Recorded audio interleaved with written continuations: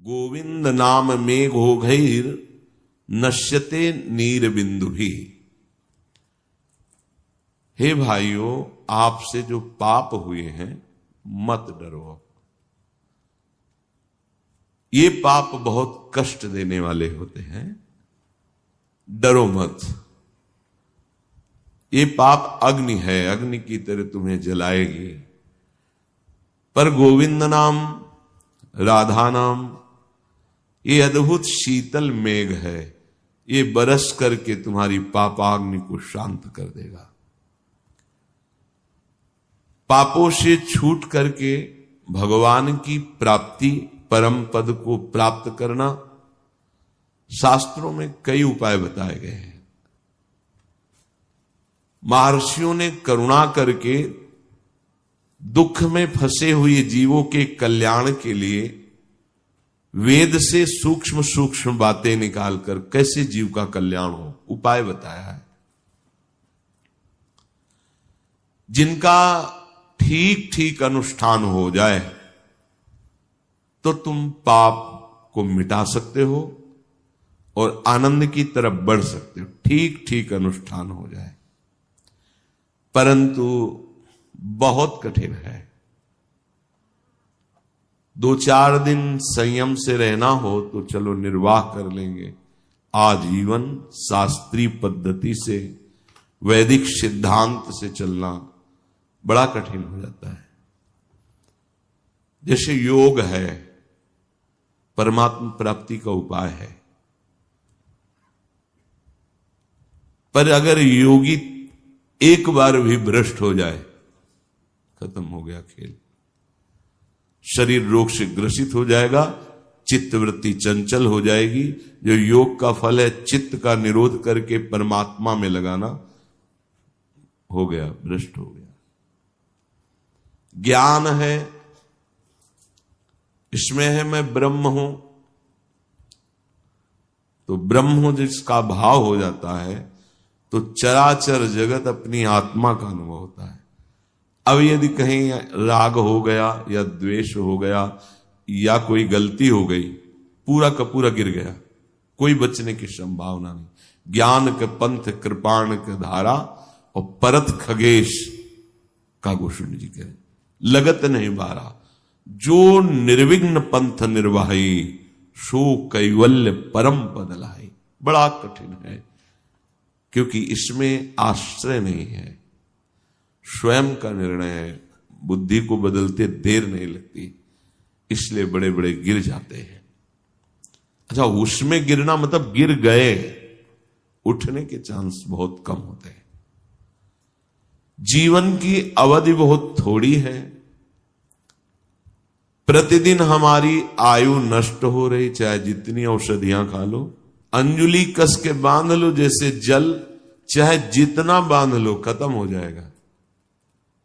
ऐसे ही कुछ भी कर लो, आयु खत्म हो रही, मरना पड़ेगा, विवश होकर मरना पड़ेगा। कोई चाहता थोड़ी मरना। अब एक उपाय समझ में आता है। देखो, कामनाओं की भीड़ लगी हुई है, बुद्धि कलंकित कलुषित हो गई है, निर्णय ठीक नहीं कर रही। परिवार, कुटुंब, जाति, इतना मोह, यही लगता है सत्य है, यही हमारे हैं। क्रियाओं का धारा प्रवाह केवल जगत की तरफ होना। ध्यान दीजिए, उन्नति के अवसर पर अवनति को उन्नति मानकर अधर्म, हिंसा, चोरी, व्यभिचार, धन का संग्रह, ये उन्नति नहीं है, ये अवनति है। जिसे उन्नति कहते हैं धर्म, अहिंसा, सत्य, भगवत चिंतन। बड़ा उल्टा स्वभाव कलयुग ने कर दिया है। सारे जगत में जब देखो तो कुवासना का तांडव मचा हुआ है। महापुरुषों के वचन है, शास्त्रों के कथनानुसार कोई एक आध भले, एक एक चेष्टा हमारे भजन पर प्रहार करती है। दुर्भाग्य दोष ऐसा प्रकट हो जाता है कि फिर भजन लक्ष्य नहीं रह जाता। ये सब विचार करके हम आपसे प्रार्थना करते हैं कि अटल, अखंड और आत्यंतिक सुख चाहते हो तो एकमात्र प्रभु के नाम का आश्रय ले लो। बहुत महिमामयी, विचारणी, शास्त्र प्रमाणित। ऐसी स्थिति में तुम्हें कभी निराशा परास्त नहीं कर पाएगी। हमारी बड़ी दुर्दशा है, महापुरुषों के अनुभव हमको सुनने को मिलते हैं पर हम उनको धारण नहीं करते। इसी से हमें कुछ आनंद का अनुभव इधर नहीं होता तो हम आनंद का अनुभव उधर ही करते हैं, विश्राम भोगों में। सहज में आपको भगवत प्राप्ति, समस्त पापों का नाश नाम कर देगा, नाम। परंतु जिसका ऐसा महान प्रताप है, उस नाम जपने में मन नहीं लगता। आपको यज्ञ करना अच्छा लगेगा, 10 लोगों को जोड़कर और बड़ी यज्ञ की। आप तपस्या भी दिखा सकते हैं, इतने वर्षों से ये इतने। आप दाता भी हो सकते हैं, दान भी करके। पर आप निरंतर नाम जप करें, बड़ी कठिन बात है। और यज्ञ, तप, दान आदि से भगवत प्राप्ति नहीं होती। तपस्या वाले तप लोक को जाते, मना है लोक जो ऊपर लोकों में, स्वर्गलोक, महारलोक, जनलोक, तपलोक, फिर है ब्रह्मलोक। भगवान व्यास देव जी महाराज और उनके पुत्र भगवान सुखदेव जी महाराज, सबका एक निर्णय है कि इस कलिकाल में तुम्हारे द्वारा अन्य कोई साधना से भगवत प्राप्ति हो असंभव सा है।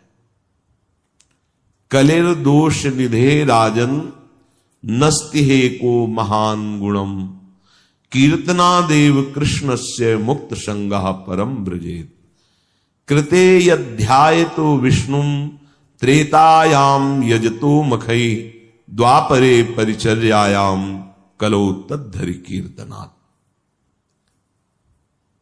भगवान व्यास देव जी ने लिखा, श्री सुखदेव जी ने गाया। परीक्षित जी से कह रहे हैं, राजन, कलयुग में ऐसा दोष का तांडव बढ़ेगा कि सबकी बुद्धि गंदे आचरणों की तरफ भागेगी।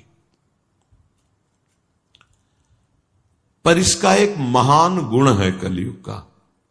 कई बार चर्चा में कहा है, कोई ऐसा दोषी नहीं होता जिसमें गुण न हो, और कोई ऐसा गुणी नहीं होता जिसमें एक आध दोष न हो। वो तो भगवत प्राप्त महात्मा निर्दोष स्थिति को प्राप्त होते हैं। केवल श्री कृष्ण नाम जप से, नाम कीर्तन से सारे कर्म बंधन नष्ट हो जाएंगे और भगवान का अनुभव हो जाएगा। सब वेदांत के रचयिता भगवान व्यासदेव जी हैं, उन्होंने लिखा है और सुखदेव जी परीक्षित जी को सुना रहे हैं। सतयुग में ध्यान की प्रधानता थी, त्रेता में यज्ञों की, द्वापर में परिचर्या की, पर कलयुग में केवल श्री हरिनाम कीर्तन, हरिनाम जप, इसी से भगवत प्राप्ति होगी। केवल कलौ तद्धरि कीर्तनात्। जो बड़े बड़े महापुरुष हुए हैं, श्रेष्ठ कबीरदास जी महाराज, नानक जी महाराज, तुकाराम जी महाराज, रामदास, ज्ञानदेव, सोपान देव, मीरा, सुंदरदास, सहजोबाई, दयाबाई, सखुबाई, ये कहां तक वर्णन करे, भगवान के अनंत भक्त हैं, ये सब ऊंचाई पर पहुंचे हुए महापुरुष हैं। दिव्य भूमिका है इनके हृदय में। इन सब ने प्रभु के नाम का ही निरंतर रटन करके स्थितियां प्राप्त की है। दिव्य वाणी से इन्होंने जो हृदय में प्रकाशित हुई, अपनी अपनी भाषा में गायन किया। सब महापुरुषों ने जितने भी समय वर्तमान या हो गए या आगे होंगे, उन सब की ऊंचाई का एक ही कारण है, हुआ है और होगा, वो है नाम। बहुत आनंददायक बात है। आप धाम में नहीं रह सकते, ऐसी धाम निष्ठा नहीं, तो नाम निष्ठा धारण करो।